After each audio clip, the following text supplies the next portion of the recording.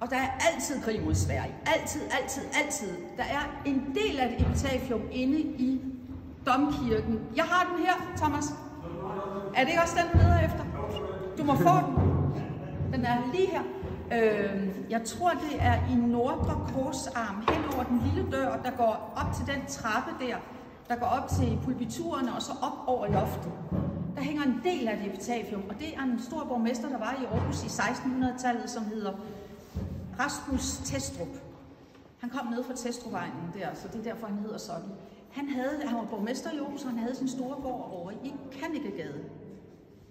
Da svenskerne rykker ind under krigen, og det er jo lejesoldater, så rykker de ind i hans gård, og der rykker altså nogle officerer ind, men jeg ved ikke, hvor mange soldater, heste, ting og sager, og dem har han boende i flere måneder og må føde på. Endelig tager de afsted, og så går der nogle få år, for svenske krigene bliver ved og ved, så kommer det næste hold. Der går han simpelthen fallit, og kan ikke bo og må rykke ud af sin gård, og har altså mister simpelthen så meget familiemedlemmer dør. Det er ganske forfærdeligt.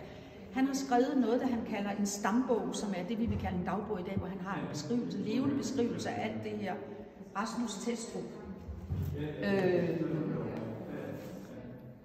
Kongerne, de formøber altså simpelthen alt, hvad de har. Og så begynder de at låne penge, og det gør de af en familie, der bor nede i Hamburg, der hedder Marselis. De er fra Nederlandene, de er fra Holland, og navnet Marselis, de bor bare som købmænd i Hamburg. På et tidspunkt er de så formøbet, de danske konger, at den krone derovre på den ene af dem, den der er åben, tror jeg, fordi det her, det er, nu skal I tænke mig om, det er efter reformationen, så det er den lukkede krone. Den er på kontoret nede hos Marselis familien nede i Hamburg. Står den inde i deres pengeskab, simpelthen som en sikkerhed og et pant, for at de får deres penge tilbage. Til sidst går det simpelthen ikke mere, og så kan man jo ens ejendom jo komme på tvangsauktion, eller man kan simpelthen, og så sender Gabriel Marselis, altså kongen må simpelthen give jord omkring Aarhus, hvor det er meget frugtbar jord, vi har. Og så sender Gabriel Marselis, den gamle købmand, sine 2 sønner herop, og en af dem, det er Konstantin, som er ham. Det er altså den smukkeste figur, det er ham til højre. Midt i er hans hustru, Elisabeth Parisius. Til venstre er en af rødstenerne nede fra Odderkanten, hvor der var meget lækker jord dernede. Det er fordi Konstantin, han dør ret ung. Og han boede jo på Konstantinsborg, som hed Stadsborg dengang. Der boede han. Så det er vest for Aarhus. Og broren Vilhelmsborg, det gør han. Og har Mosgård, senere familiemedlemmer får Mosgård som sommerhus. Men han dør, og hun vil sætte ham et minde. Så er det, at hun køber det her kapel, og kirken fattes også penge.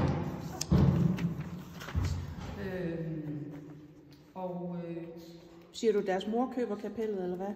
Elisabeth Parisius, enken, køber kapellet til sin mand. Det tager 6 år at gøre det i stand.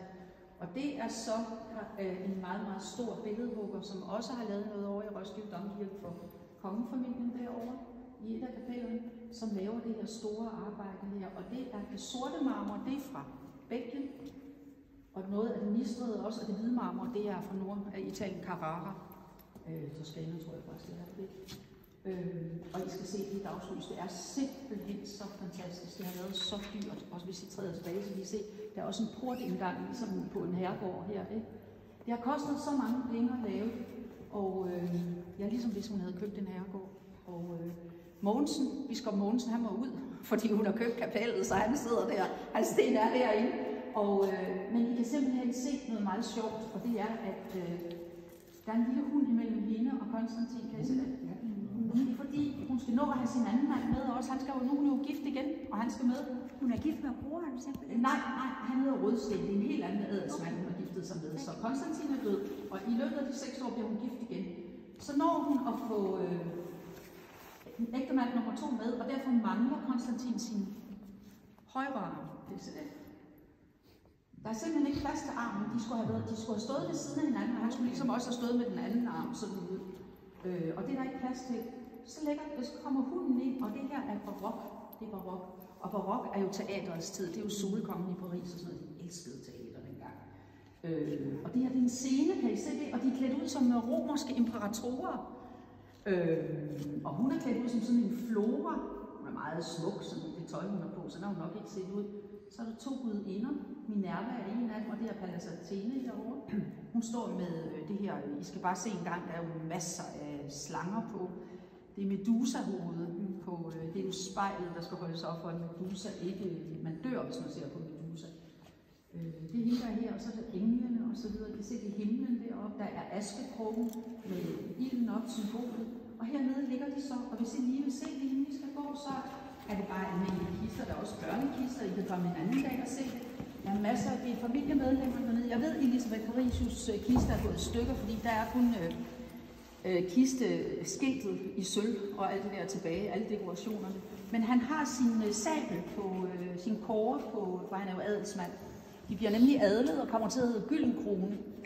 Og de sidste gyldne kroner i Danmark, de uddør i Danmark i 1900 og efter 1. verdenskrig. Jeg tror, det er 1921, der er lensafløsning. Og der skal de til at dele ud af jorden, og det har de simpelthen ikke råd til, der må de sælge.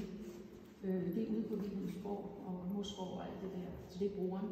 Hans slægt uddør ret tidligt. Men det er Marselis-familien, og det er simpelthen på grund af krig, de kommer op, fordi de har lånt penge til de danske konger. Og de får så jord i stedet for. For kronen kommer åbenbart tilbage. Hvordan? Medusa-hovedet? Der skal du altså godt, man må gerne gå derop. Kan du se, hun holder noget der på siden? Hun står med sit spyd, og så holder hun noget dernede. I højre. Hun holder i venstre hånd spydet, og i højre hånd holder hun, hvad hedder det?